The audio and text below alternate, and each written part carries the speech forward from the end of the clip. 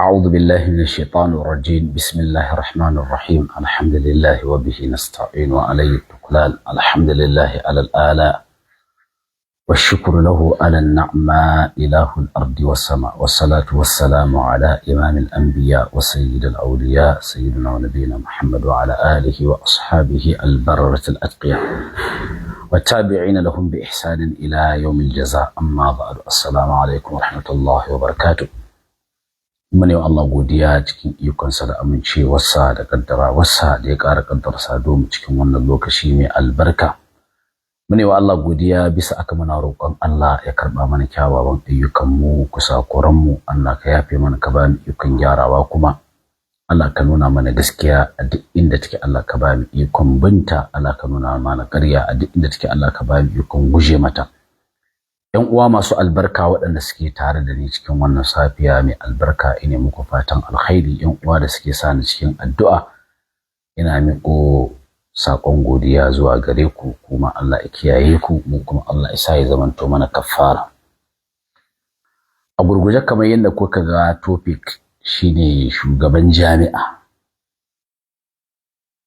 Shugaban jami'a yana son tayar da fitina cikin jami'o'in Najeriya. Shugaban jami'a yana son tayar da fitina ko kunna fitina cikin jami'o'in Najeriya. Yasa kira ne ga sauran jami'o'i, ga shugabannin jami'o'i kuma. Ayyuka sun muku yawa. Ayyuka sun muku yawa. Waccan matsala da waccan matsala da waccan matsala. Allah ya saka muku da alkhairi. Akwai aiki mafi muhimmanci wanda shine gaban ku, amma ga wani ɗaya daga cikin ku yana so ya ƙara muku aiki, ya buɗe muku ƙofar fitina, a maimakon ku tsayu ga abubuwan da aka ɗora muku na nauyoyi ko nauye-nauye. Kula da sauran malama, shin sun sauke haƙƙinsu? Lakcarori, shin sun shiga ajujuwa sun karantar da ɗalibai? A'a, shin suna tafi da ayyukansu daidai? Wannan aikin kaɗai aka bakku da shi. Allah ya saka muku da alkhairi. Kuka tsaye da shi, ƙasarmu za ta gidu. Amma sai dai kash, kuna iyaka ƙoƙarinku, amma ga wani can kuma zai buɗe muku wata ƙofar fitina. Saboda ya samu matsayi, shi ɗan ɗariƙa ne, ya ga cewa zai yi wa ɗariƙa aiki ga matsayin da yake kai, ba tare da ya dubi maslahar sauran jami'o'i ba. Zai buɗe muku wani aiki wanda aikin nan ƙasarmu kullum lallacewa take. Hatta aikin da aka ɗora muku ba lallai ba ne kuna da dama, kuna da lokaci, kuna da faragh na sauke shi. To ga wani kuma yana so ya kunno muku wata fitinar. Kaga jami'o'i su ƙara kacalcalewa, kaga jami'o'i su rasa samun nutsuwa, kaga jami'o'i su rasa samun kulawa da duba lakcarori gurin tilasta musu su sauke nauyinsu na karantar da al'umma. Za ku tsaya a ringa kiran ku mitin. Can 'yan ɗariƙa sun yi abu kaza a masallacinsu, ko sun faɗi wani abu, ko sun yi wani abu. Dole kai shugaban jami'a za ka bar aikin da aka ɗora ma dole, ko kuma ka wakilta wani dole, ka bar wancan mas'uliyya taka. Daga ƙarshe a zo a kasa samun ingantaccen karatu, saboda wani ya buɗe wata ƙofa ta fitina, saboda dama da ya samu. Yasa kira ga shugaban jami'o'i, lallai idan kuna so aikinku ya tafi daidai yanda ya kamata bisa tsari, to aikin da yake kanku ma ya ishe ku. Kada ku bari wani daga cikinku, saboda yana wani ɓangare, ya ƙara shagaltar da ku ga waɗansu ayyukan wanda waɗanda suke gabanku ma ba ku gama ba. Don kuwa in ya buɗe ƙofar a fara ba wa 'yan ɗariƙa dama su gina masallatai, to tabbas sauran jami'o'i su ma 'yan ɗariƙu za su yi bore. Shi yasa wato ɗora mai ilimi wanda ya san abin da yake akan matsayi maslaha ne ga al'umma, maslaha ne ga inda yake jagoranci, maslaha ne ga irin masu sana'ar tasa, kuma maslaha ne game da addinai duka. Ɗora wanda yake da ilimi ya san abin da ya kamata, yake yin muwazana bainal masalihi wal mafasid, yana taimakawa gurin toshe ɓaraka cikin al'umma.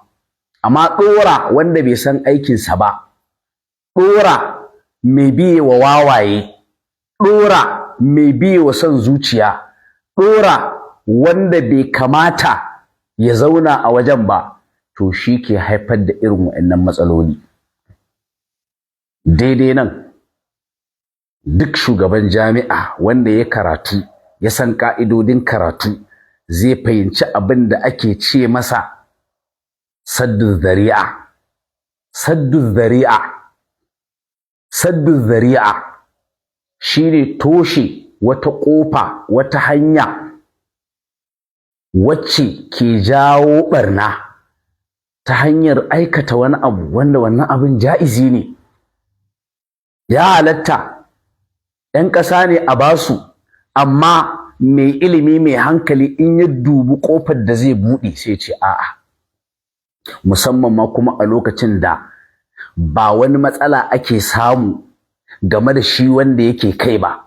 Kaga wannan ai kai kana ji, kai ka san cewa kawai mai shi amfani yayi da damar da ya samu da kujerarsa, kawai yake so ya jefa fitina cikin jami'o'i da tayar da hankali da abin da bai kamata ba, kawai kai ka sani. Saboda ba wata matsala ake samu ba, duk za ku ji daga bakin 'yan ɗariƙar za su yi bayani. To kaga akwai abin da ake ce masa saddu zari'a. Wani abu ne wanda aikata shi halali ne, amma zai bayu zuwa ga kuma abin da yake na haramun. Rarrabuwar kai haramun ne, tayar da fitina haramun ne, amma bawa 'yan ɗariƙar Tijjaniya guri su gina masallaci ja'izi ne, ba matsala, su ma 'yan ƙasa ne, amma ringa duba ƙofar in kana da ilimi kenan. Kuma wannan toshe ƙofar fitinar a ƙa'ida ta ilimi ta hankali shi ake gabatarwa akan wani maslaha da za a samu. Kuma maslahan ma maslaha ce khassa ba amma ba. Kai, daɗin ilimi kenan wallahi, daɗin aiki da karatu kenan. Malama suna cewa dar'ul mafasidi muqaddamun ala jalbil masalihi. Ka ji da kyau shugaban jami'a, ka ji da kyau, ka tattaro hankalinka, kuma gaskiya nake gaya ma har ga zuciyata, ba wai a dan izala ne a kai ko irin aƙida na ne a kai ba. Ka nutsu ka saurare ni, gaskiya nake gaya ma wallahi tsakanina da Allah. Dar'ul mafasidi, toshe kafofi, ƙofofi, hanyoyi na ɓarna, a toshe su, muqaddamun, abin gabatarwa ne, ana gabatar da shi ala jalbil masalihi, kan janyo wa'insu amfani, kan janyo wani amfani, kuma amfanin ma daidai nan sai zamanto khassa li tariqati tijaniya. Khassa li tariqati tijaniya, masalih din khassa li tariqati tijaniya. Kaga ba maslaha ce amma ba, amma sai ya bar wa'annan ka'idodi na karatu kawai saboda yana dan dariƙa ya samu dama, zai zo ya kunna wutar fitina cikin al'umma. A ƙi buɗewa, a ƙi ba su dama, saboda gudun haifar da rarrabuwa da fitina, da kuma abin ba iyakan jami'ar zai tsaya ba, zai kai zuwa ga jami'o'i. To toshe wannan kafar akan gabatar da shi akan janyo wani amfani da za a samu. amfanin ma na jama'a ne khassa ɗariƙar tijjaniya. Yasa wallahi da naji an ce wai shugaban jami'an nan shi ya bada dama, wallahi sai da na tsani haka nace to ko wayannan ƙasar mu ta yi lalacewar da wanda bai san abin da yake ba ma akan bashi matsayi, an siyasantar da abin kenan. Nace ashe haka ƙasar mu ta kai ga lalacewa. Na tabbata in ba professor babba yanda za a yi ya zama shugaban jami'a, ina karatun, ina aiki da karatun, ina ɗabbaka ƙa'idodin, kuma kowane irin karatu kai na boko da na addini duk kana da wannan wayewar. Amma saboda me shi ya kunkuɗi guba ta bid'a, shine duk ya banzatar da ƙa'idodin karatun, ya watsar da su kawai, yake ƙoƙarin ya bi son zuciyarsa ya haifar da fitina cikin jami'o'i. Kai yanzu idan suka samu a wannan jami'ar, kai kana zaton cewa ABU 'yan ɗariƙar ciki kana zaton cewa shiru za su yi? Kai suka samu a wannan jami'ar, kai kana zaton 'yan BUK shiru za su yi? Kana zaton shiru za su yi?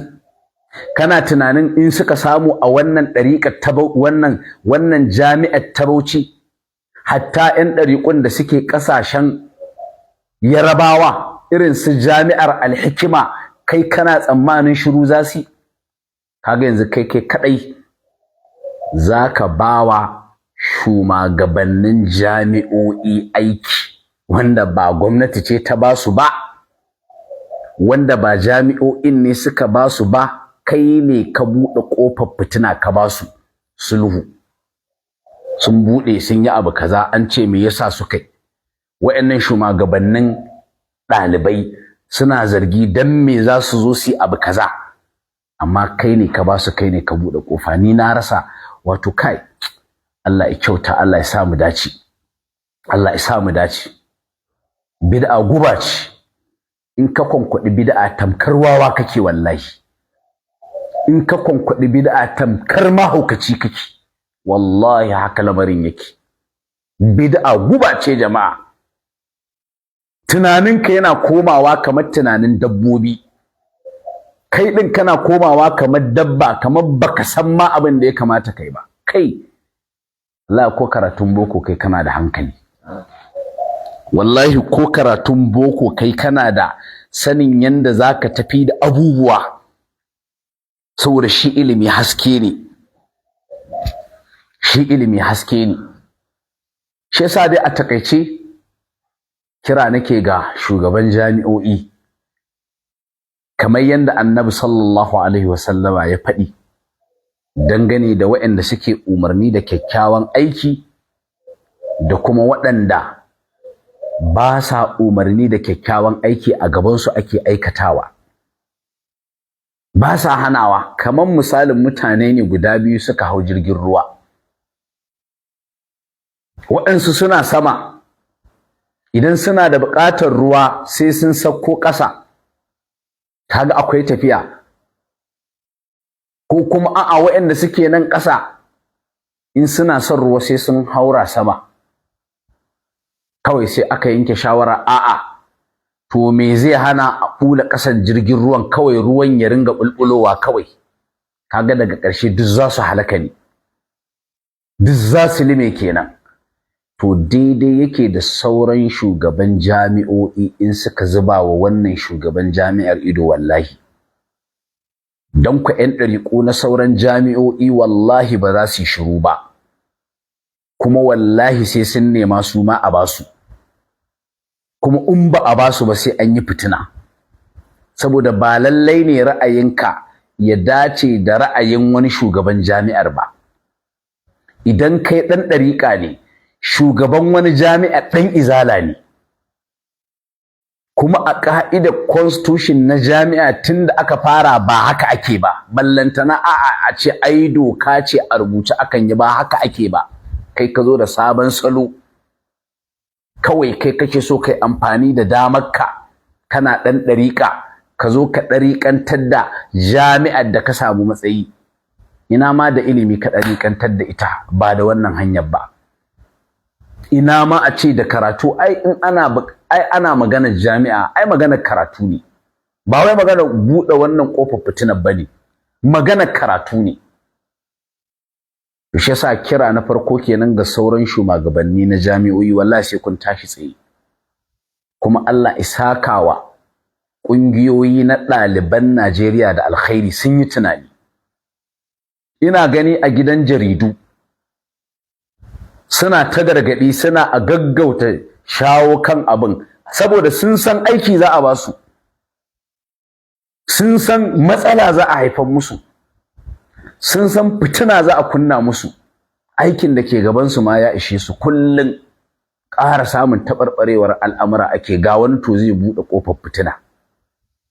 A maimakon ku je ku kula da aikin ku, kuna can wajen sulhu. Yan Tijjaniya sun buɗe masallaci, sun yi kaza sun yi kaza, an zo an tada hayaniya, an yi kaza an zo an ce to haka.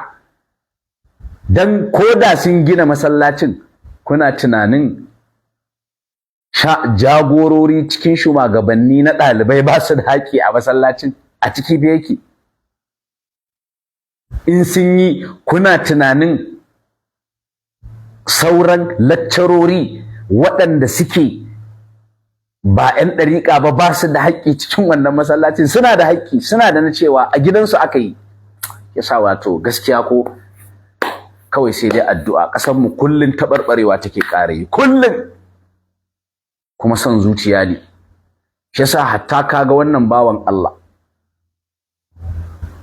Prof Isa Yalwa, hatta shi karan kansa ka iya samun wani wawa daga cikin masu cewa su ahlus sunna ne, wani jahili, wani mahaukaci kila ko ya soke shi. Wallahi yayi min daidai, Prof kai min daidai. Da gaskiya ba ni da fahimtar abin da kai daidai ne, dan har mun tattauna da wani malami daga ƙasa, har yake cewa ai ina ma malam wane ya ambaci sunan malam wane, ina ma ya baka shawara. Wallahi da naje na saurare ka wannan khutubar da kai,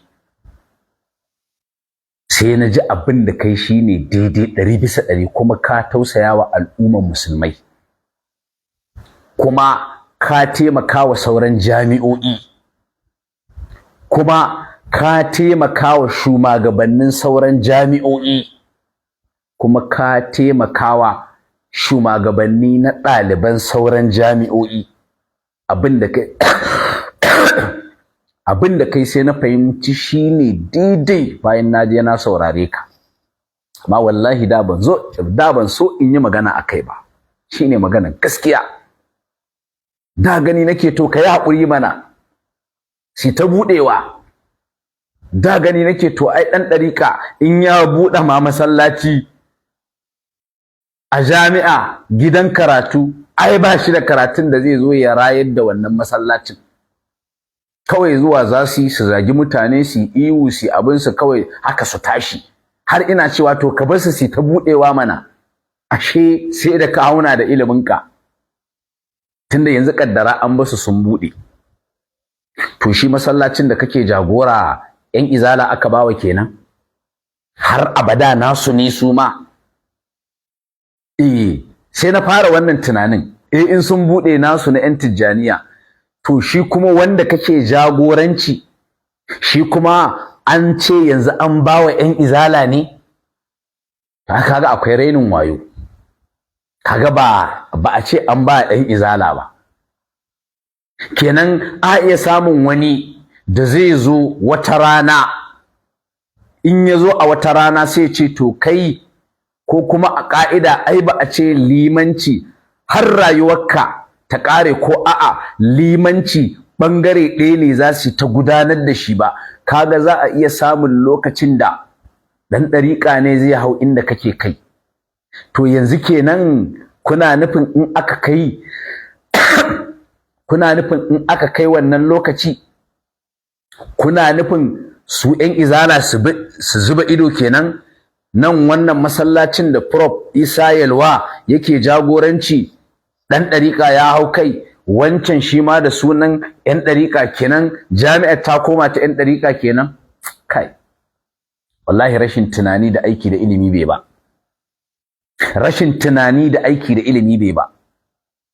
Duk ilimin ka in kai amfani da son zuciyarka jahili ake kallon ka, baka san komai ba duk ilimin ka wallahi.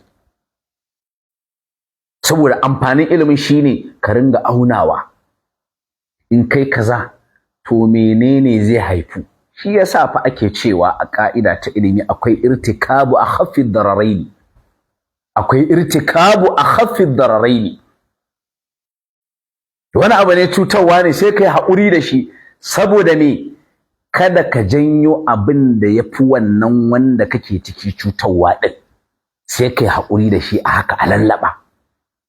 Kaga ka'ida ta mai ilimi ta mai hankali kenan. Amma duk ilimin ka ko professor ne kai, in kai aiki da son zuciya jahilcin ka ne ke bayyana da haukan ka karara wallahi. Gashi dai ya bayyana. Shi yasa magana biyu nayi, ina talhisin zantuka na kafin na buɗe layin waya. Magana ta farko, kira ga sauran shugabanni na jami'o'i, to ga wani zai buɗe musu ƙofar fitina, ga wani zai sa sauran ɗalibai na tijjaniya na jami'o'i su yi bore, ga wani saboda ba kowa bane yana shugaban jami'a wani ɗan tijjaniya ko ƴan tijjaniya za su yi a ba su waje ya saurare su.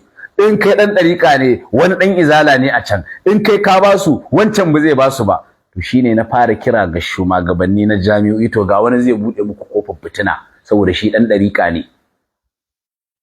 Sannan magana ta biyu kuma, nace da kamar bana tare da Prof Isa Yalwa, wallahi shine abin da na fahimta. Amma da na bi khutubarsa, na saurare shi, na tsaya na duba abin, na yi bincike, kai hatta ƴan ɗariƙa na je na saurare su, na kuma sauraro ahlus sunna, da wanda ya kai na saurare shi, da wanda nake saurara, da wanda bana saurara, da wanda ma kallon wawa nake masa, da wanda ma kallon jahili nake masa, dan naje na saurara saboda kawai in bawa zaman da zan yi haƙƙinsa, saboda kawai in yi hukunci daidai da abin da ya dace, saboda al-hukmu ala shay'i far'un an tasawwurihi. Shi yasa kawai na bibiya, na yi tasawwurul mas'ala kafin in yi tanzilul mas'alati fil waqi', sai da na saurari kowa. Shi yasa ko ga kila na fito daga ƙarshe, saboda in ba wa topic din haƙƙinsa. Ina da topic din da zan yi akan karatun malam Aliyu mai wannan malam Sa'idi mai kwano, ina da shi akan tauhidi, wanda ya dau haƙƙin Allah ya ɗora kansa akai, ina da wannan amma kaga ban samu damar yi ba saboda in ba wannan zaman haƙƙinsa. Waɗansu daga cikin masu da'awar sunna ko masu tarbiyyar zagi, su ba sunna suke kallo ba, kawai abin da suke kallo wannan muna da matsala da shi. To shi sa in kaga suna wani zantukan haka sai ka fahimci akwai wannan ƙungiyancin, akwai wannan ƙungiyancin. Wani kuma a'a ɓangaren waɗanda suke cikin ƙungiya musamman na izala, sai ka fahimci kawai su abin da ke gabansu shine kawai tunda dai namu ne ko ƙaƙa sai an bashi kariya. Haka waɗansu tunda dai namu ne. Su kuma ƴan ɗariƙa da na fahimce su kakaf shine kawai ɗan ɗariƙa ne ya samu dama, yake so ya amfani da damarsa da haka a mara masa baya ya tabbatar da wannan abin. Ba sa duba cewa wannan abin daidai zai yi ko ba daidai zai yi ba, a'a zaman lafiya zai haifar ko ba zaman lafiya zai haifar ba, haɗin kai zai haifar ko ba haɗin, kawai dai tunda dai tijjaniya za a bawa, to ko da ya dace a bayar ko da bai dace ba sai an bayar. Haka na fahimta cikin ƴan ɗariƙar tijjaniya kakaf ɗinsu, ban cire ma mutum ɗaya ba. Saboda abinda ya bani mamaki shine sai gashi ƴan tijjaniyan kuma suna yaban me shi, suna yabansa, suna ba sa zarginsa da ko kaza, haka ƴan uwansu ma suna shaidarsa. To kaga in haka ne kuma kuka ga za a zo a yi wani abu da bai dace ba, ai ya kamata ku cire son zuciya ku zo ku faɗi gaskiya. Amma tunda ɗariƙa za a bawa, shikenan kawai. Da haka shi ma wanda kuke mutuntawar shi ma wanda kuke ganin yana kamantawar, shi ma wanda kuke ganin yana da adalcin, sai kawai kuka bi ta kansa kuma a zaman kuke faɗi yana sauke haƙƙinsa yadda ya dace. Kaga neman fitina kuke, shi ma shugaban jami'an neman fitina yake, kawai rashin son zaman lafiya ne kawai. Tsaya ku ji, saboda ina so in yi komai da evidence, zan ringa dannawa. Akwai waɗanda 'yan ɗariƙa ne wanda saboda na san mahaukata ne, ni ban tsaya na saurare su ba saboda na san mauƙifin su tuntuni. 'Yan ɗariƙa ne, na san su, na san abin da za su faɗi, amma sai na bi wanda yake yaudaran mutane da hankali. Shine wanda wannan profesan da yace da ya je wajen Sheikh Sharif Saleh sai ya ji kamar a gaban manzon Allah yake. Wannan profesan da ya faɗi wannan abin yace sai ya duba sai ya ga yana da nutsuwa shi, yace karamin profeso, yace sai ya ƙara duba makari sai ya ga shi ma yana da nutsuwa, shi ma profeso, sai ya fahimci a wajen Sheikh Sharif Saleh suka samu wannan abin. To ɗaya daga ciki sai na fahimci wannan har yakan iya yaudarar profeso.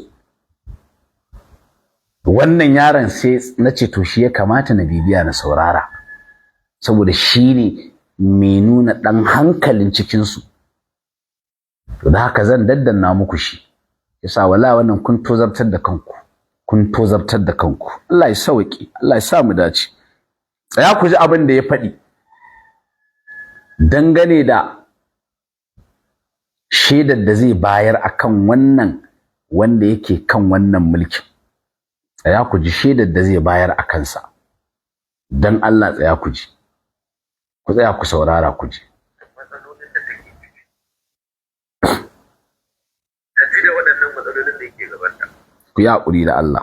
don haka mu tsakaninmu da Malam Mansur Isa Tsaya ku ji. matsalolin da take da waɗannan matsalolin da yake gabanta, don haka mu tsakaninmu da Malam Ba a ji sosai, ku ɗan tsaya ku yi haƙuri da Allah, ba a ji sosai. Ku yi mutuntawa haƙuri. ne da matsalolin da take ciki. Ta ji da waɗannan matsalolin da yake gabanta. Don haka mu tsakaninmu da Malam Mansur Isa Yalwa Dokta mutuntawa ne da zaman lafiya idan mun haɗu a gurare da ya shafi wanda ake haɗuwa. Ni ina haɗuwa da Malam a airport muna gaisawa, mukan haɗu da shi a gurare hakan nan tafiya dai in ya taso haka. Kuma daga cikin kyakkyawan shaidan da mutanenmu suke yi, suna ganin ba mai hayaniya ba ne, ba mai zage-zage ba ne, ba mai cin mutunci ba ne, ba mai tsananin ta'assubanci ba ne. To, kun ji ko? Ya ku ji. Matsalolin da take ciki. Ta ji da waɗannan matsalolin da yake gabanta. Don haka mu tsakaninmu da Malam Mansur Isa Yalwa Dokta mutuntawa ne da zaman lafiya idan mun haɗu a gurare da ya shafi wanda ake haduwa. Ni ina haduwa da Malam a airport muna gaisawa, mukan haɗu da shi a gurare hakan nan tafiya dai in ya taso haka. Kuma daga cikin kyakkyawan shaidan da mutanenmu suke yi, suna ganin ba mai hayaniya ba ne, ba mai zage-zage ba ne, ba mai cin mutunci ba ne, ba mai tsananin ta'assubanci ba ne. To, daidai nan 'yan uwa masu fahimtar dalalatul alfaz. Bayan shi ya yabe shi, bayan shi abin da ya sa na bi wannan, saboda wannan shine mai alamomi na nutsuwa. Shi yasa wannan profesan da ya ce da ya je wajen Sheikh Sharif Saleh ya ji kamar a gaban manzon Allah yake, wannan profesan dai wanda wa'ansu suka ringa wai ya janye wai kalamansa ko ya ce ya yi kuskure, wanda wa'ansu daga cikin ɗalibai na ilimi sun yi kira na mun tattauna, duk wanda kuma ya kira na ɗau waya sai da ya janye wannan da'awan na cewa ya yi kuskure wallahi. Amma akwai wa'anda aka turo wanda karnuka ne suka yi ta kira na a waya, wanda sai na yi mamaki mato shi wane ma kam lalle wawancinsa ya kai wawa har yakan iya ɗaukan waya ma ya kira na mu tattauna, to na zage shi ko ya zage ni.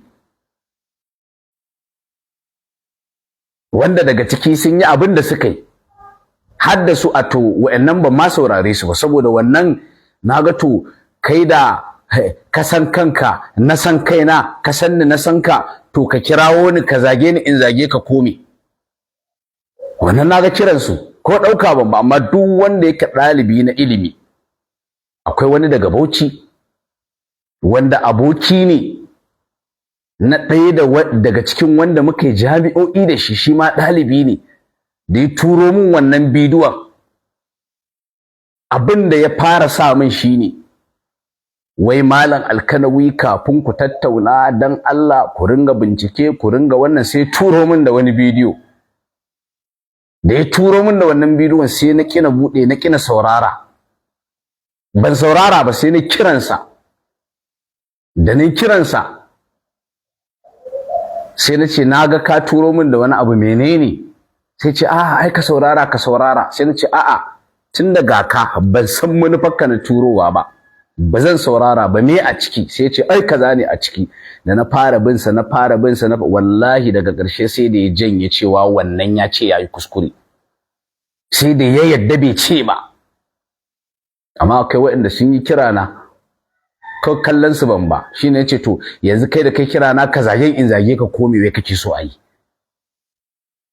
tunda kana da matsaya a kaina ina da matsaya a kanka to in kai kira na ka zagen ko in zage ka kawai sai na wannan ko kulawa ban ba ko budewa ban ba amma duk wanda ya turo min ya kuma yadda muka tattauna da shi sai da ya janye abin da ke da'awa cikin wannan bidiyon na wancan profesan ya ce yayi kuskure ƙarya yake babu Allah kyauta Allah ya sa mu dace mu je gaba wannan na dan ajiye wani abu ne to kaga yanzu wannan yaro Junaidu abin da yake faɗi yanzu wannan yaro Junaidu kusa ce ga shugaban wannan jami'ar kusa ce ga wa'annan malaman lakcarori na wannan jami'ar kuma kusa ne ga sauran shugabanni na jami'o'i kuma kusa ne ga ɗaliban jami'o'i na Najeriya duka za ku fahimto wani abu kuna da karatu ku ba jahilai bane lakcarori ne a ƙarshen maganar yaron nan bayan ya yabe shi yace shi suna haɗuwa da shi a wajaje da yawa wato shi Junaidu yana haɗuwa da Prof Isa Yalwa a gurare da yawa tsakanin su mutuntawa ne girmama juna ne kaza sai kuma yace waɗansu kuma daga cikin ƴan uwa suna ba da shaida cewa shi ba mai kaza bane to abin da zai fara zuwa kwakwalwarka shine ƴan ɗariƙar da suke cikin wannan jami'ar saboda su ne suke tare da shi ne yake limami a wajen dan haka Junaidu da su yake to kaga wannan kusa ce akan shugaban jami'ar shi yasa nace buɗe kofar fitina yake so yayi dan dariƙa ne kawai aka sa shi zai amfani da wannan kujerar ya buɗe wa sauran jami'o'i kofar fitina tun daga shi ɗaya daga ciki ya faɗi ƴan uwa suna shaidan me shi ai da an samu matsala ne ma sai a ce a'a tunda an samu matsala to ya kamata su ma a ba su nasu ko an hana su yin wani abu na musulunci daman dariƙa musulunci ce ina manzo Allah yayi ta wato dan dariƙa ko Allah ya sa mu dace galibin su wawaye ne sai kuma munafikai daga ciki masu suffar cewa suna da hankali su ba wawaye bane munafikai kenan amma galibin su wawaye ne saboda dan dariƙa baya tsayawa akan maslaha bai taɓa sanin ta ba kuma bai san kawai shi ba baya iya tsayawa a inda suka haɗu da al'umma sai ya ƙetare duk inda ya shiga ka kamata yi su tsayu akan abin da duk musulmi yake kai wa'annan sallolin su tsayi kawai haka in kuma karantarwa ne a tsayi a nan alƙur'ani da hadisi wanda ƴan ɗariƙa suna faɗi da baki sun yi imani da wannan kuma daman gurin ai yawanci su ne in ana magana daman daga ƴan izala sai ƴan ɗariƙa ai a wajen wannan kuma ƙa'ida akan gina ta ne alal aghlabiyya mafiya yawa majority carry the board haka yake to kaga kamata yayi a tsaye a nan amma sai sun ƙetare sun zo da abin ɗariƙa kaga wannan buɗe ƙofar fitina ne. Duk ɗan ɗariƙa haka yake, wawa ne, baya tsayawa akan maslaha, bai san ya kamata ba. Haka san da aka yi ƙadiyar wannan Abdul Jabbar a Kano, da ahlus sunna suka ringa gayyatar su cikin masallatansu, wallahi salatul fati suka ringa yi musu. Kaga wawanci ne wannan, wawaye ne, duk inda suke wawaye ne. Kaga inda suna da hankali da nagarta, tunda kun san wannan salatul fatin masu masallacin ba su yadda da shi ba, ba su imani da shi ba, suna ma ya ƙasa, kuma ba shi ne yasa aka ba ku dama kuka zo masallacin ba. To ku tsayo a inda aka ba ku dama kuka zo masallacin, shine qadiyar da ta hada. Amma saboda wawanci da rashin sanin ya kamata suka ringa karanta salatul fati cikin masallatan ahlus sunna. To haka suke so sauran jami'o'i ma, a maimakon su tsaye akan inda aka haɗu, a'a sam, saboda fitina, saboda wawanci, sai sun zo da wani abu wanda shine gurin saɓanin, dan su kawo rashin zaman lafiya a cikin al'umma a wajen da aka yi musharaka tsakaninsu da su da ahlus sunna. Allah ya kyauta, Allah ya sa mu dace. To shi yasa maganar Junaidu wannan da yake faɗi cewa waɗansu daga cikin ƴan uwa suna ba da shaida a kansu, to su ne ɗaliban da ake shumagabanta a cikin wannan jami'ar, daga bakin Junaidu. Matsalolin da take ciki, ta ji da waɗannan matsalolin da yake gabanta. Don haka mu tsakaninmu da Malam Mansur Isa Yalwa Dokta, mutuntawa ne da zaman lafiya idan mun haɗu a gurare da ya shafi wanda ake haduwa. Ni ina haduwa da Malam na Iyafot, muna gaisawa, mukan haɗu da shi a gurare hakan nan, tafiya dai in ya taso haka. Kuma daga cikin kyakkyawan shaidan da mutanenmu suke yi, suna ganin ba mai hayaniya bane, ba mai zage-zage bane, ba mai cin mutunci bane, ba mai tsananin ta'assubanci bane. To kaga mutanen su ne waɗanda suke wannan jami'ar, idan magana yake akan jami'ar su ne.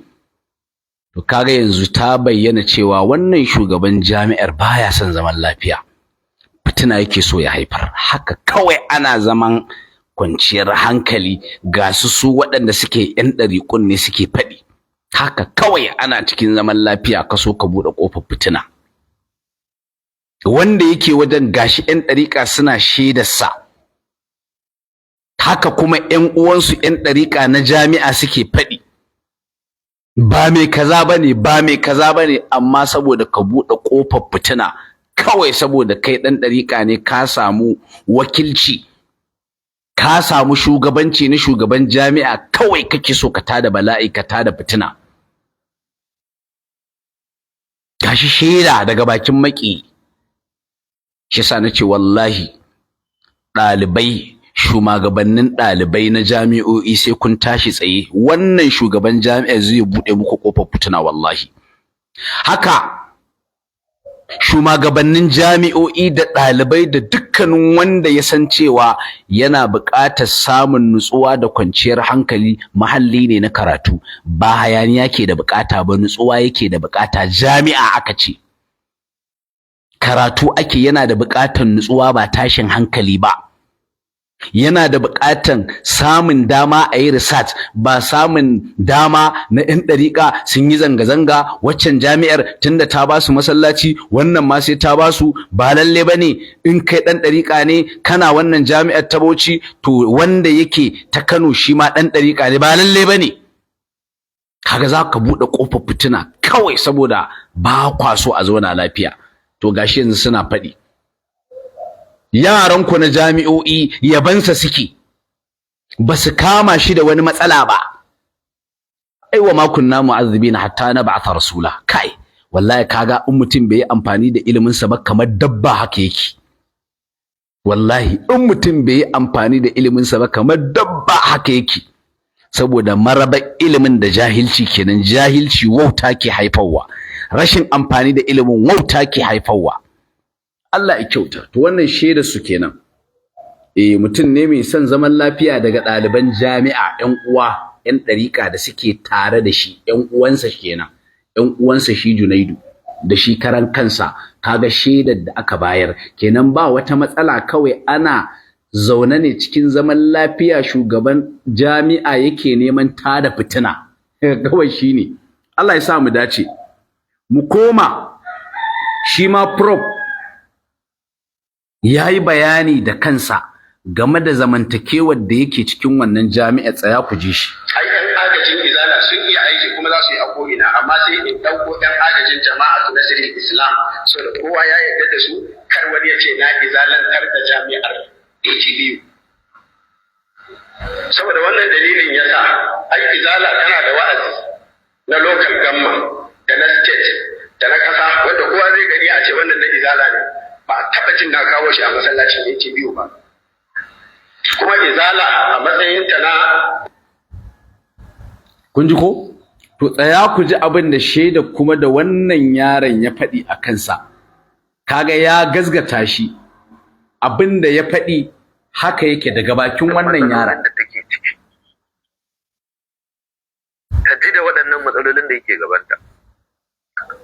Don haka mu tsakaninmu da Malam Mansur Isa Yalwa Dokta mutuntawa ne da zaman lafiya idan mun haɗu a gurare da ya shafi wanda ake haɗuwa. Ni ina haɗuwa da Malam a Airport muna gaisawa, mukan haɗu da shi a gurare hakan nan tafiya dai in ya taso haka.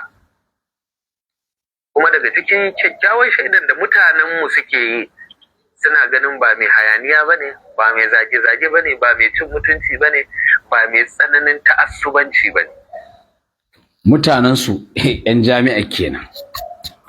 Kaga kuma ya faɗi shi ma yanda yake gudanar da abin saboda son zaman lafiya, shugaban ne dai baya son a zauna lafiya. Sai mu je abu na gaba. Abu na gaba, Junaidu ya yi masa ƙarya, yi wa malam ƙarya, amma zan danna Junaidu kuma zan danna malamin shi ma, shi ne adalci. Junaidu ya yi masa ƙarya, ya ce wai ya ce ai sai an nemi izininsa. Farko kenan ya ce sai an nemi izininsa, wai haka ya ce.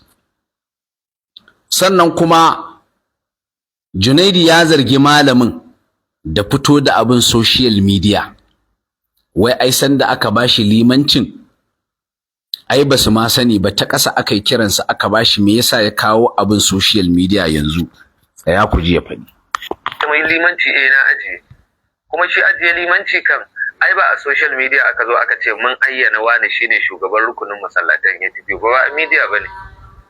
An baka ne a boye, ba mu ma san lokacin da aka baka ba, to shi fitowa da shi media na me? Na saka barazana ga hukuma a ga cewa wani laifi ne ko wani abu ne, to ai hukuma tana da hankali. To tsaya malam ya bashi amsa anan. Fitowa da shi social media, kamar yanzu Junaidu yana zargin malam ya fito da abin social media, to tsaya mu ji malam yayi bayani ya akai malam. Su haka suka yi, babu yan dariƙa ne a can, su ba sa neman wurin da za su yi wazifa, ya aka yi da su, me yasa ba za ku koyi da abin da waɗansu suke yi ba? Sai zama mu ɗan biyu mu za mu fara kafa misali da za mu sa a waɗansu jami'o'in ma, waɗansu daga ciki ina aiki a BUK, waɗansu na ce kun ja mana matsala. Yanzu a nan mu ma sai mun samu wannan fitinar ta haihu, ɗan ɗariƙa za su ce su ma a ba su masallaci. Akan labarin ni da bana da shi, sai aka ce ai gashi nan a cikin a social media, na rantse da wanda rai na yake hannunsa a social media na ga labarin nan. Wannan wani irin shugabanci? To, wato kuka kai ɗan ɗariƙa ba shi da adalci. Kai. Wato yanda kuke wawaye kun ɗauka mu ma wawaye ne. Ku kawo abu social media sannan kuma ku ringa zargin me shi da shi ya kawo social media. Kai ɗan ɗariƙa. Ka san wawa in ya samu dama, in bai wasa ba sai ta ɓare, illar wawa kenan. Saboda wawancin zai ɗebe shi gurin farin ciki, ƙarshenta kuma ya je ya tankwafawa da kansa. Inda a ce suna da wayo da dabara, da yanda aka ba su kawai sai dai a ga ana gini. Illar tafiya da wawa kenan. Amma saboda munna da suke yi, za su zo su haifar da barka cikin jami'o'i. Sai ga su sun fara watso da abin social media, sai kuma yanzu wai suna zargin sa. wannan daidai yake da ayan nan wa man yaksib khati'atan aw isman thumma yarmi bihi bari'an, wannan daidai yake da wannan ayar. Ku kawo abu social media Junaidu, sannan kuma ku ce wai shi ya fito da abin social media. To gashi ya rantse, kai ma ka fito ka rantse. Junaidu ka fito ka rantse ka ce wallahi shi ya kawo wannan abin social media. Shi ma ya ce wallahi ya rantse a social media ya ganshi. Kai ka san kuma ba zai ma ƙarya ba. Kaga sai suka zarge shi.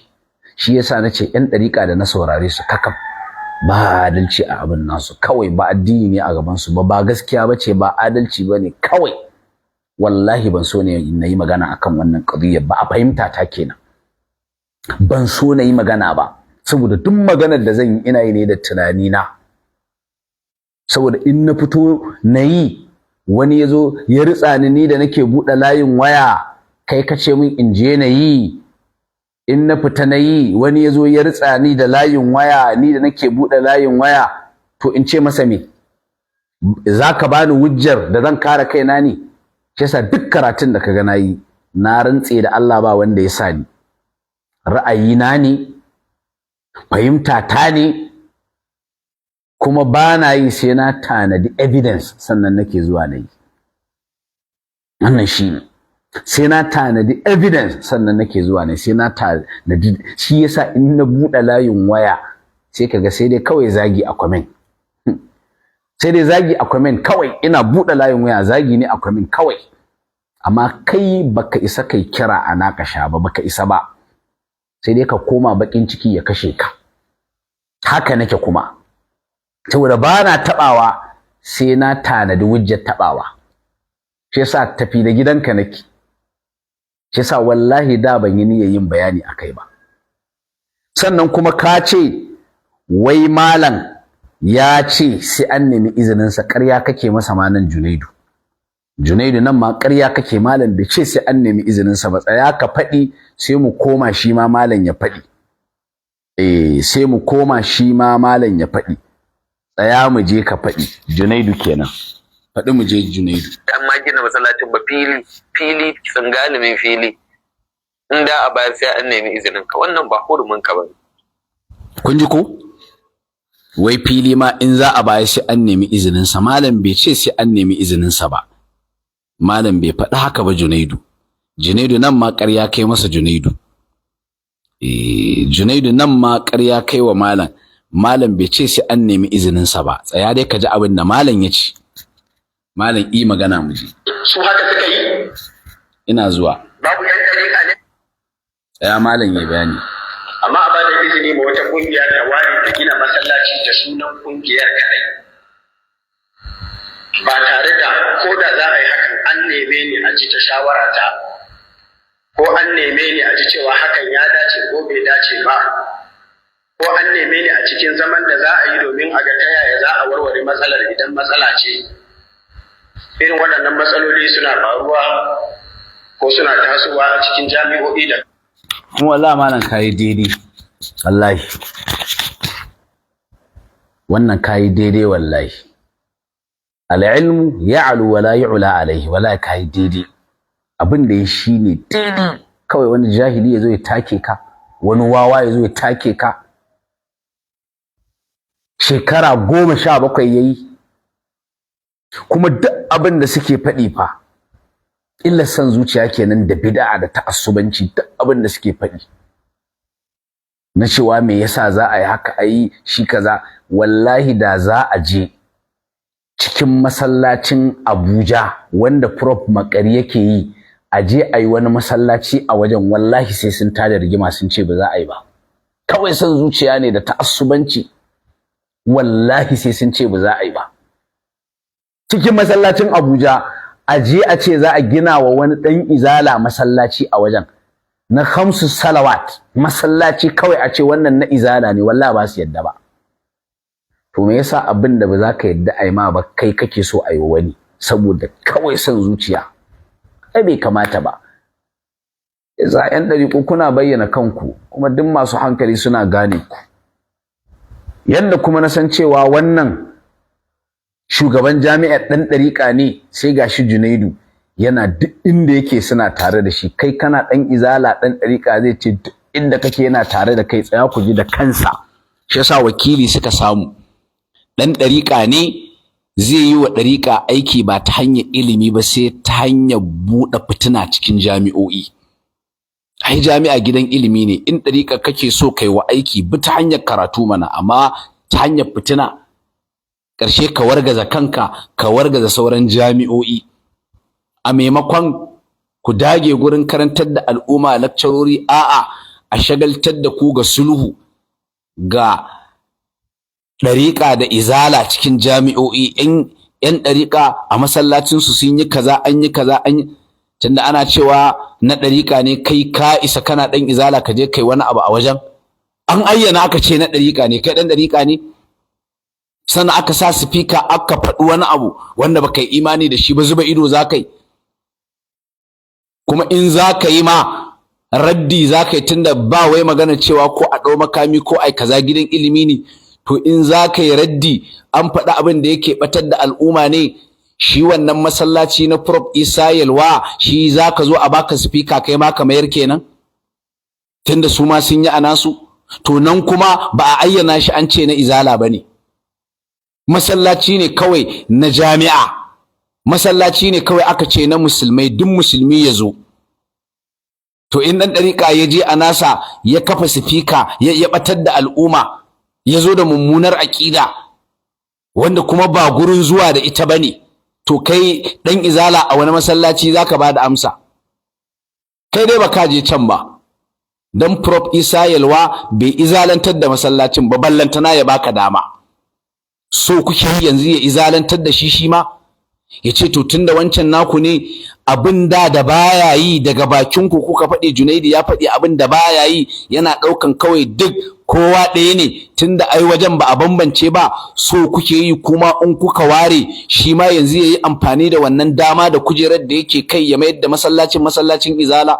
Kai wannan ba kwa son zaman lafiya wallahi, Allah ba kwa son zaman lafiya cikin al'umma, kuma ba ku da tunani da hankali wallahi, ba ku da hangen nesa, ba ku san mutuntaka ba. Kuma wannan abin da zai baka mamaki, abin da zai bayyana ma wata illa ta ‘yan ɗariƙa, wallahi ko kwanciya kake suke take ka kamar Yahudawa suke. Walan tarda ankal yahudu walan nasara hatta tattabi'a millatahum, wallahi kamar Yahudawa suke. Ka da ji Junaidu yana faɗin tsakaninsu da shi mutuntawa duk inda suka haɗu. Kaga wannan zai nuna kuma lallai malaman mu sai kun yi taka tsantsan gurin yanda ake ganin ku da wa'annan ƙazaman, kuna zuwa ku ɗau hotuna tare da su, to ƙarshe ga abin da za su yi muku. Ya ishe ku izina abin da suka yi wa Prof Isa Ali Fantami akan zaben Gombe, ya ishe ku ishara. Ba irin abin da bai wa Shehi Ɗahir Bauchi ba, amma da ya fito kun ga yanda suka yi masa, to haka suke. Shi yasa muke gaya muku, mu ne muka san su, ba ku da alaka da su, ku yi abun ku sai abun su. Wani su zo su yi muku daɗin baki ko a'a, abin yana zuwa kamar Yahudawa ne, in dai kai ba nasu bane sai sun yaƙe ka. Duk mutuntakar da ke tsakaninku, duk yanda kake musu, sai sun yaƙe ka. Kaga suna faɗi da bakin su, yaron yana faɗi, haka ƴan ɗariƙa suke to. Shi yasa ka ganni nan haka nake tare da su, sai dai in mun haɗu ƙila zamantakewa ta unguwa, to ba ka ce ma alkanawi ne na social media ba. Dan Kofar Wambai ne, haifaffen Kofar Wambai. Ku je ku tambayi yanda nake zaune a cikin unguwa a Kofar Wambai da ni da ƴan ɗariƙun ku ji. Wallahi wani ma ba zai ce ai alkanawi ne wanda yake social media yake yaƙar ɗariƙa ba, saboda ba mutanen nake yaƙa ba, fikiran nake yaƙa, tunanin nake yaƙa, guban nake yaƙa. Amma musulunci ya bani ilimi da fahimta na in zauna da kowa, in zama ya haɗa mu zama na lafiya. In maƙocina ne, dole ne na kyautata masa ko arne ne, dole ne, wajibi ne, yana da haƙƙi a kaina. Akwai haƙƙul ƙaraba, akwai haƙƙul islam, akwai haƙƙul jiwar. wanda ko kafiri ne yana da haƙul jiwar tsakaninka kai da shi, makoci ne kuma shine koyarwa addini. Amma in aka fito fagen daga na aƙida ko abin da ya shafi addini, ba sani ba sabo, dole in faɗi abin da na yi imani da shi tsakanina da Allah. Ba zan yi kara ba wai ko dan ina tare da kai, ban san wannan ba. Shi sa wallahi 'yan ɗariƙu waɗanda muke zaune da su a inda nake zaune ko kuma inda aka haife ni, in ka ce musu Alkanawi ne ke wannan karatun, wallahi za su ce ma ƙarya ne, kuma sun sani ni nake, kuma ba na fasa yi, kuma in muka haɗu da su zan zauna da su zaman lafiya, saboda haƙƙi ne na musulunci ya ɗora min, ko da arna ne. Ballantana ma ba su shakhsiyarsu nake yaƙa ba, tunanin nake yaƙa, fikiran nake yaƙa, guban nake yaƙa. Allah ya sa mu dace. Shi yasa naji wani wawa yana cewa wai shi saboda ya san in ya fara da'awa ma, wani wawa yake cewa cikin masu zage-zagen nan, wai saboda ya san in ya fara wai da'awa, wai ya san sai sun samu matsala ba zai iya zaman gidan haya ba, ƙarshe mai gidan hayan zai kore shi, shi yasa sai da ya fara gidan kansa. Kaji wawa, shi abin da ya ɗauka kawai sunna faɗa ce, kawai rashin zaman lafiya da maƙota da tada fitina, kawai a jahilcinsa abin da ya ɗauka shine sunna. Ai ba haka manzo Allah ya yi rayuwa ba.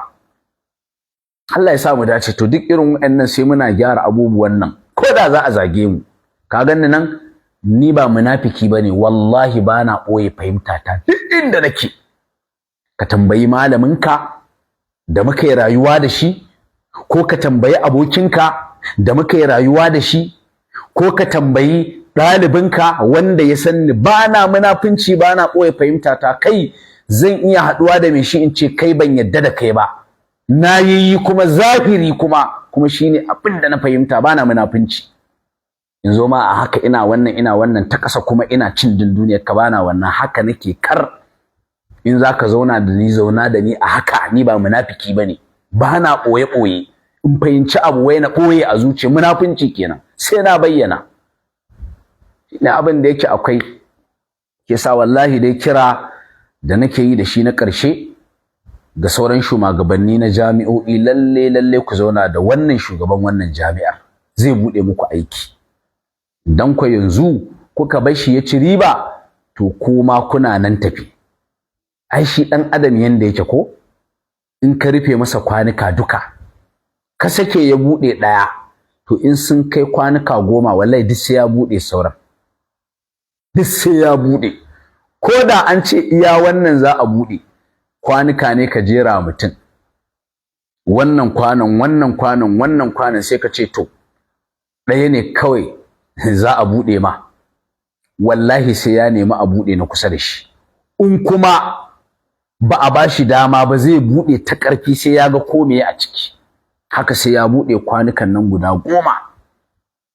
To amma in aka tsaya a ƙa'ida ka a buɗe kowanne, to ba wanda zai yi da'awan ma zai buɗe, ba a fara buɗewa ba ballantana yayi kwaikwayo. Shi yasa shugaban wannan jami'ar ɗan ɗariƙa ne. Gashi kuma Junaidi yana faɗi, in sa muku abu na ƙarshe kenan, Junaidi yana faɗi, yana duk inda yake suna tare da shi. Kai ahli sunna ne, Junaidi zai gaya ma wannan abu, duk abin da yake suna tare da shi. Kai ɗan ɗariƙa ne, tsaya ku ji daga bakin Junaidu. Shi yasa jama'a ɗan ɗariƙa ne. Vice Chancellor muna mishi godiya, Allah ya saka mishi da alkhairi, kuma muna masa kyakkyawan fata, kuma duk abin da ya shafi haɗin kai da zaman lafiya da samun nutsuwa, insha Allah mu da a same mu 100% a cikin wannan abu.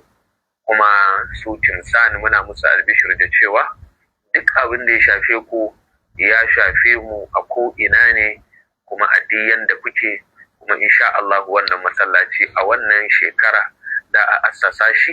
Kaji duk abin da suke suna tare da su, ko da abin ba daidai bane suna tare da su, ko da ƙarya ne suna, duk abin da suke suna tare da su duka, yayi umumi. To in dai suna da hankali ba sa ba ku daman nan ba.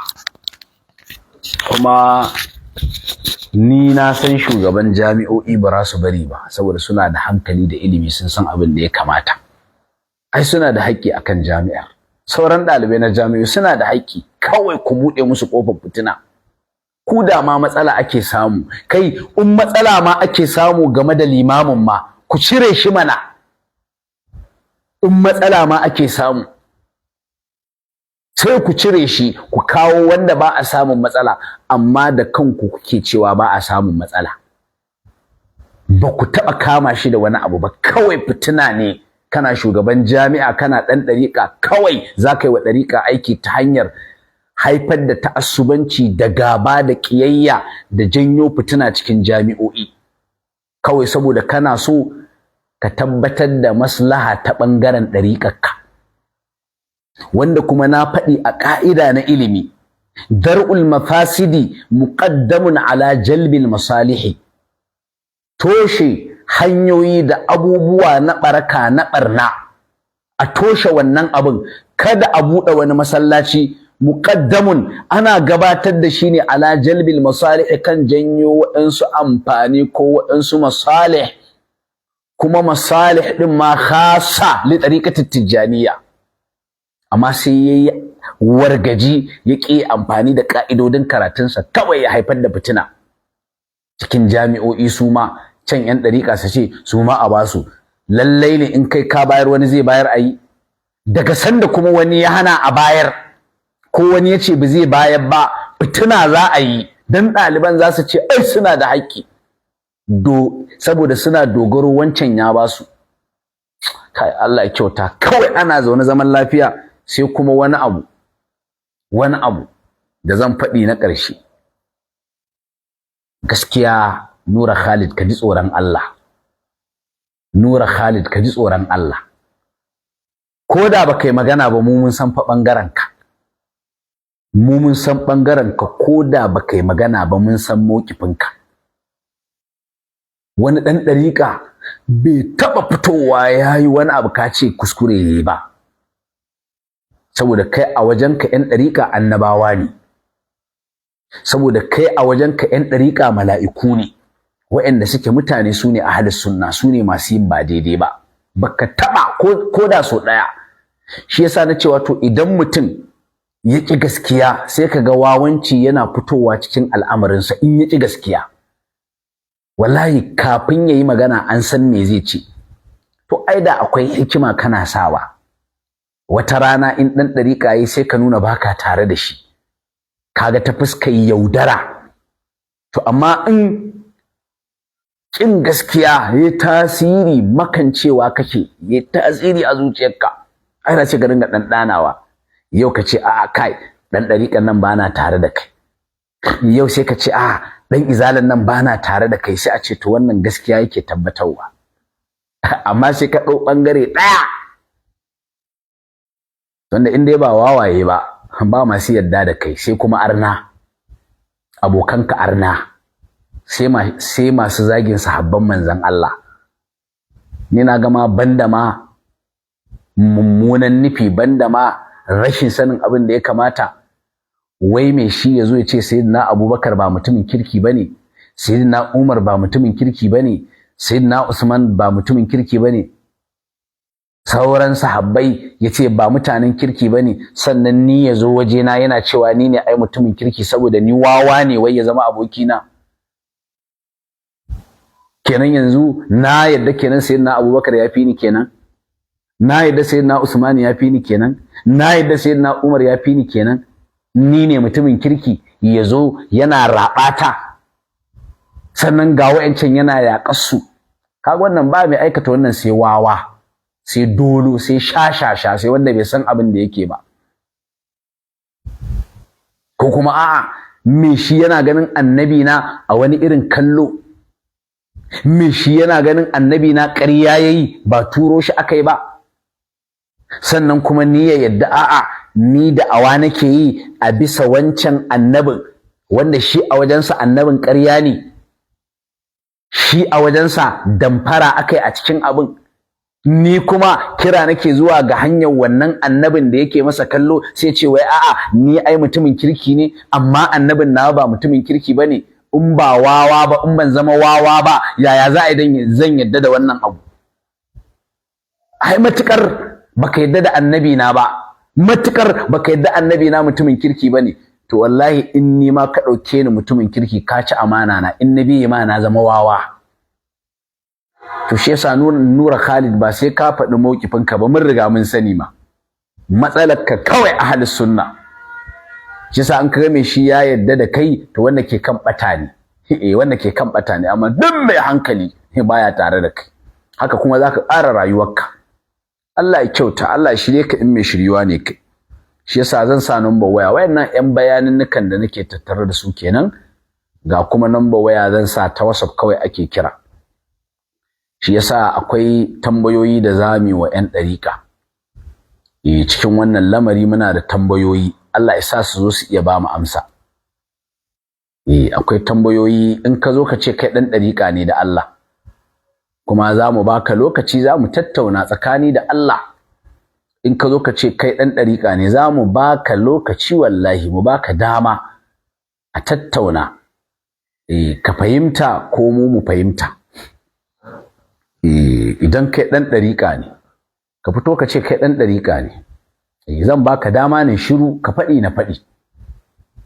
Amma da Allah in ka san kai ba ɗalibi bane, zauna ka zage ni a comment. Zauna ka zage ni a comment. Allah ya kyauta, Allah ya sa mu dace. Allah ka ɗora mu kan daidai. Ta WhatsApp kawai ake kira. Ta WhatsApp kawai ake kira. Sannan ƴan uwa ku yi haƙuri da Allah. Ku yi haƙuri. Muna ƙara tunawa dangane da Markazut Tauhid. Akwai account number da za mu sa. Muna da ayyuka da muke ta ƙasa. Kamar yadda na sha faɗi, muna da buƙatar sa sola a Markazut Tauhid. Muna da buƙatar sa carpet a Markazut Tauhid. Sa'annan muna da buƙatar ƙarin fitulu a Markazut Tauhid. Haka kuma muna da buƙatar interlock a Markazut Tauhid. Duk wanda yake so yayi wa kansa sadaka jariya, duk wanda yake so yayi wa kansa aiki da zai amfana da shi gobe alkiyama, to za mu sa account number. Za mu sa account number. Allah ya bada ikon taimakawa. Allah ya sa mu dace. Shi yasa zan fara ɗaukan layi. Zan fara ɗaukan layi. Allah ya kyauta. Ma wallahi abubuwan suna da matuƙar matsala wallahi. Ma ga abu ƙarara. Ga abu ƙarara. Ga abu ƙarara a fili kuna gani. Kai jama'a.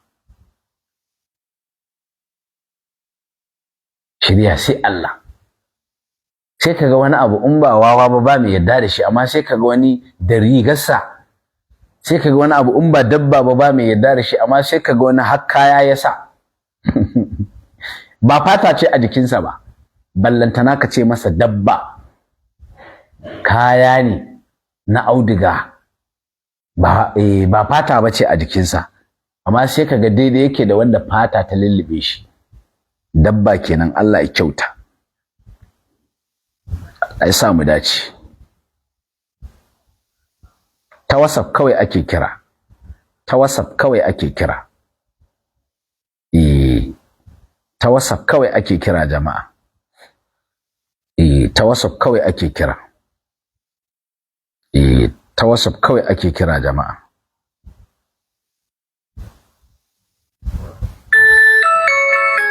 To ga wani ɗan uwa nan yayi kira.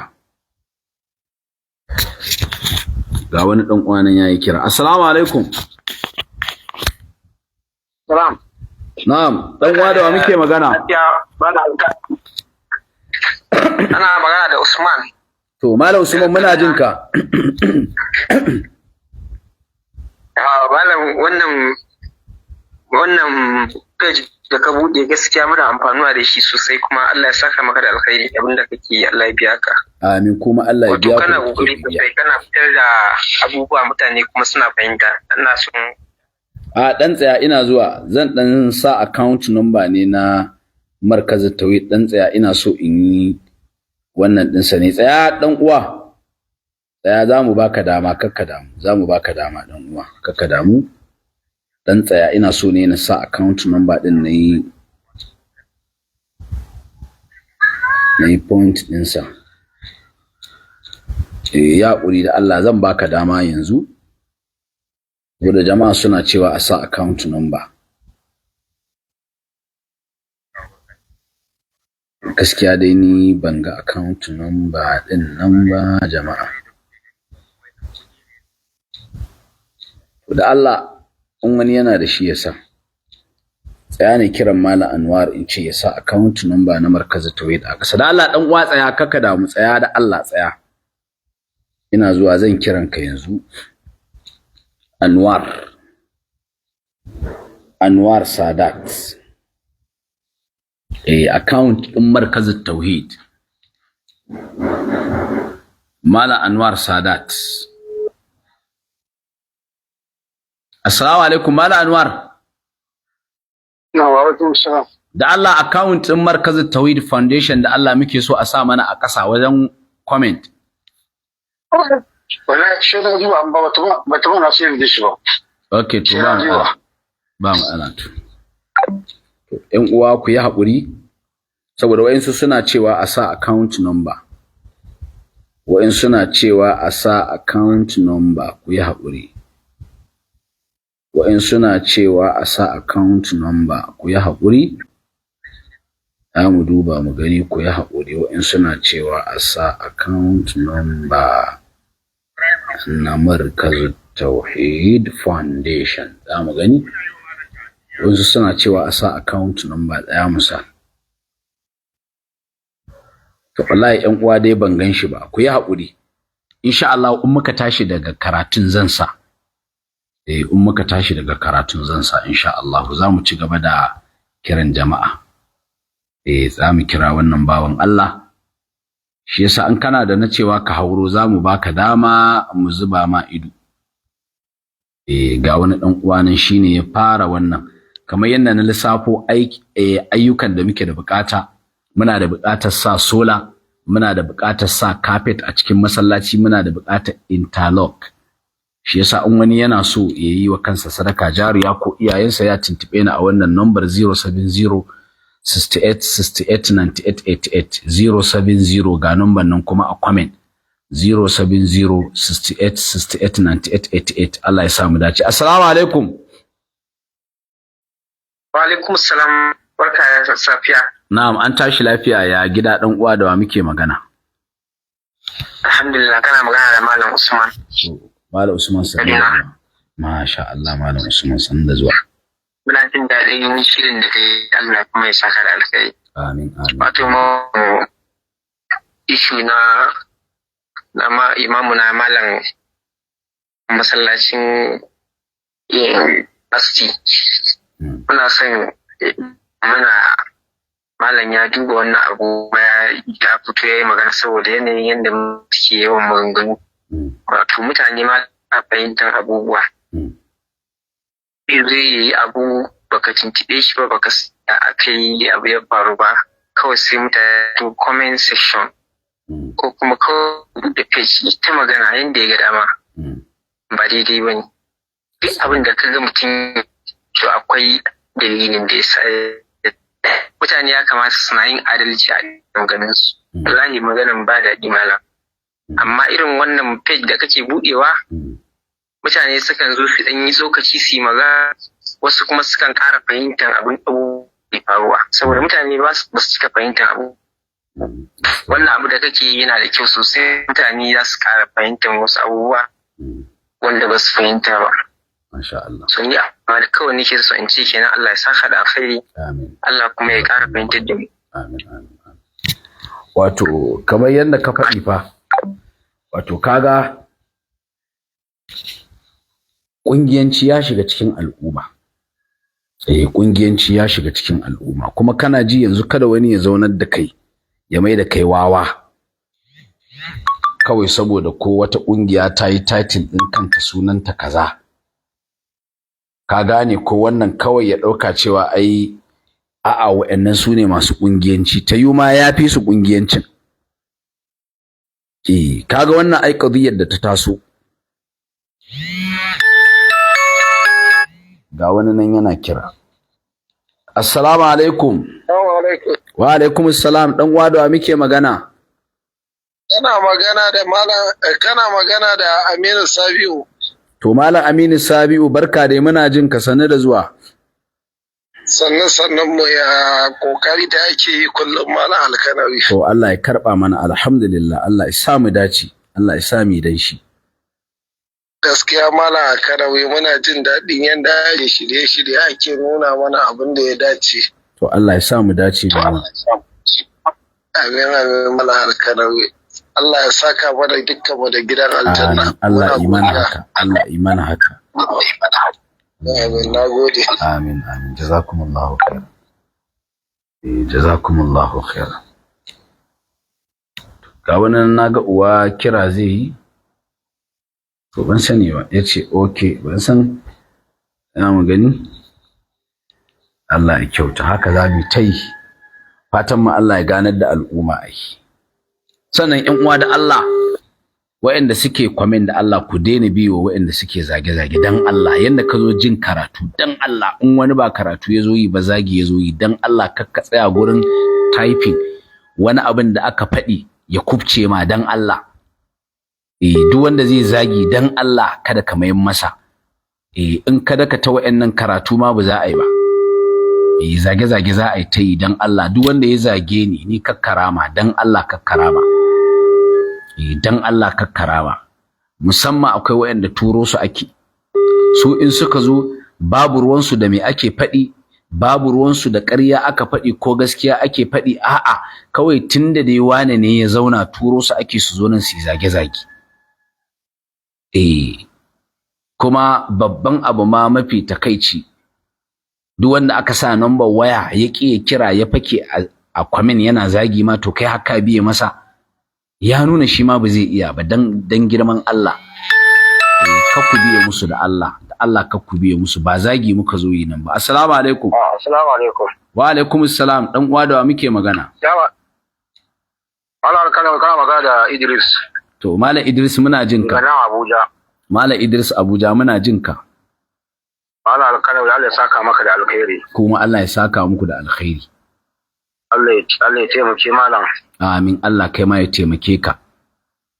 Masha Allah, lallai wannan magana da kake gaskiya kadiya ce mai kyau. Ka gani idan manyan malamai irin haka za su tashi su tsaya mambari su faɗi abin da ba daidai ba, to ina ga mabiyansu. Yanzu ka dan ɗauko maganar Nura Khalid. Shi Nura Khalid kami ba ma magana a kan shi ba, saboda me cikin maganganunsa ba babu adalci a ciki.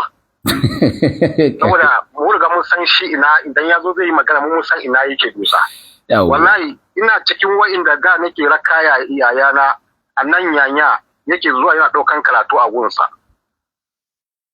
Akan irin wa'ina ɗabi'u ne shi yasa yayana ma ya daina ma zuwa karatu a gunsa. Ya yi daidai wallahi, haka kawai ya je ya sa masa guba. Saboda irin wannan abun ban in ce mishi munafurci ne ko munafiki ne na rasa abin da zai kada a ce masa dai ai munafiki. Duk lokacin da zai magana ba shi da adalci, kawai mutumin da baya shiri da shi ba zai taɓa masa adalci ba kwata-kwata a cikin magana. Ko da yayi daidai. Ya ka ji kana ji? Daidai nan a ka'idar sunna. Na'am. Ba daidai bane, haramun ne kawai kai tsaye ka ce masa munafiki. Ba daidai bane. Haka ne. Wannan ya saba manhajin sunna. Saboda kana ji, shi munafunci yana tabbata ne ta hanyar abubuwa guda biyu. Na'am. Abu na farko abin da ke zuciyar mutum. To ba wanda ya san wannan abu sai Allah. In dai ba Allah ba, ba wanda ya san abin da ke cikin zuciyar mutum. Sannan abu na biyu na zahiri shine abin da ya fito fili, zantukan mutum da yake faɗi tasarrufat nasa. To kaga wannan shine muke gani game da shi Nura Khalid. Kuma abu biyu ake haɗawa ya zama munafunci, shine a bayyana saɓanin abin da ke zuciya. To mu abin da ya bayyana muke kallo, to a ka'idan mu na sunna ba ma cewa ni munafiki ne. In ka ji me shi ya faɗi ta yi jahili ko kuma khawarij, wanda yake kan aqida ta khawarijanci, to su ne suke wannan. Sai dai ka ce yayi munafunci, ka ce kai akwai alamomin munafunci tattare da shi, amma kakka ce masa munafiki. To ba da mu Allah sauka Allah gyara mana gaba ɗayan mu. Amin amin. Allah ya saka ma da alkhairi. Allah ya hada kan al'umma musulmi gaba. Allah ya mana haka. Allah ya mana haka. Amin. Masha Amin. Kaga dole sai muna gyara manhajin fa. In ba haka ba sai jahilai su bata mana shi. Sai wawaye su bata mana shi. Sai muna gyara manhajin sunna. Saboda an yi su mogalin din jahilai wawaye cikin tafiyar sunnan nan. Akwai su a Facebook, akwai su a TikTok. Wani kawai daga ya dan fara iya hada baki, bai je yayi karatu ba, kawai ya iya wawanci da zage-zage, kawai in yazo ya sa kyamara, to akwai wawaye mafiya yawa waɗanda suke yadda da wawancin da yake, saboda su ba su karatu ba, ba su sanya ake karatu ba, ba sanya ake gane karatu ba. Kawai su suna da matsala da 'yan ɗariƙa, da haka duk abin da aka zo aka faɗi akan 'yan ɗariƙa irin masu zage-zagen nan su ne nan mutane.